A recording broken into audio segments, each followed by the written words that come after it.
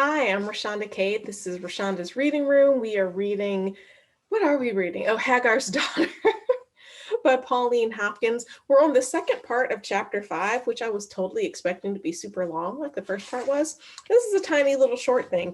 I think literally it ended where it did so we could have the cliffhanger of the fainting spell. So let's dive in to chapter 5, concluded. Sorry. I thought she'd remember, exclaimed Walker. Ellis raised his wife in his arms and placed her upon a sofa. St. Clair stood watching the scene with a countenance in which curiosity and satisfaction struggled for mastery. Throw a leetle water on her face and that'll bring her to. I've seen 'em faint before, but they allers come to. Ellis was deathly white. He turned his flaming eyes upon the traitor. The less you say, the better. By God, I have a mind to put a ball in you now, you infernal hound. Yes, but she's mine. I want to see that she's all right. And Walker shrank away from the infuriated man. And so, yes, but she's mine.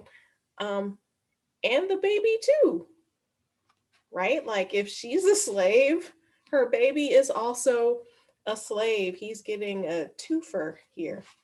Mm. Ellis took his wife in his arms and bore her from the room. Shortly, Aunt Henny brought them word to dine without him. Their rooms were ready, and he would see Mr. Walker in the morning after he had communicated with his lawyer. The officer was dismissed and drove back to the town. As they sat at the table enjoying the sumptuous fare and perfect appointment, St. Clair said to Walker, "Is this thing true?" "True as gospel. The only man who could prove the girl's birth is the one I took her from, and he's dead." That doesn't make it true. It just means nobody can prove you're wrong. I mean, I guess that suffices for truth in some circles. Can you prove I'm wrong? No, then it must be true. Wow. Oh, modern day applications of that are aplenty. So many people. You can't prove it's wrong. You can't say it didn't happen that way. Mm.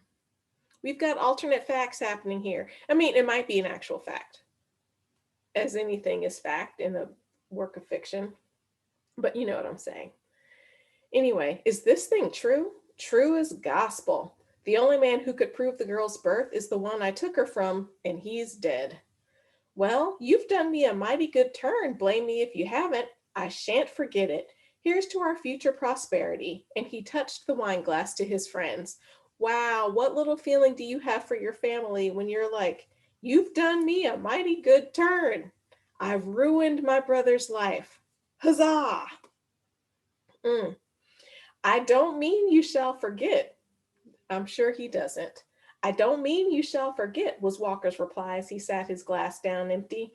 Now, sirree, you hang about here for a spell and watch the movements. He'll pay me all right, but you mustn't let him snake her off or anything. If things look queer, just touch the wires and I'll be with you instanter. On the following morning, Ellis Simpson's lawyer, one of the ablest men of the Maryland bar, pronounced the bill of sale genuine, for it had been drawn up by a justice and witnessed by men who sent their affidavits under oath. There is but one thing to be done, Mr. Walker, Ellis said after listening to his lawyer's words. What do you want? How much money will it take to satisfy you to say no more about the matter? I don't bear you any malice for nothing you've said to me. Perhaps I'd do about the same as you have if it was my case. 5 thou cash will get her, though, if I toted her to New Orleans market. A handsome, polished wench like her would bring me any gentleman's 7 or 8 thou without a remark. The New Orleans market. Okay, so no slave wants to get sold down south, particularly to New Orleans. The New Orleans market was known for a lot of atrocities, but also known for basically the sex trade in light skinned Black women. All right. 5 thou cash will get her, though if I toted her to New Orleans market, a handsome polished wench like her would bring me any gentleman's 7 or 8 thou without a remark. Any gentleman's 7 or 8 thou, and that's really what he means. A gentleman, a white gentleman who may or may not treat her like a wife, but definitely would be holding her in sexual bondage. Mm. As for the pickaninny, what?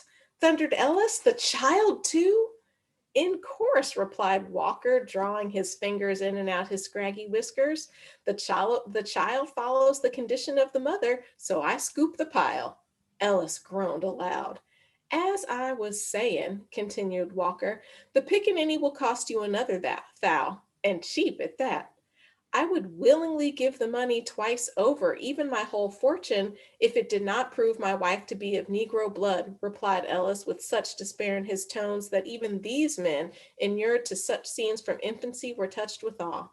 The money was paid, and within the hour the house had resumed its wonted quiet, and all was apparently as before, but the happiness of Ensign Hall had fled forever. Thus ends chapter 5 and our reading. I'm Rashonda Cade. Until next time.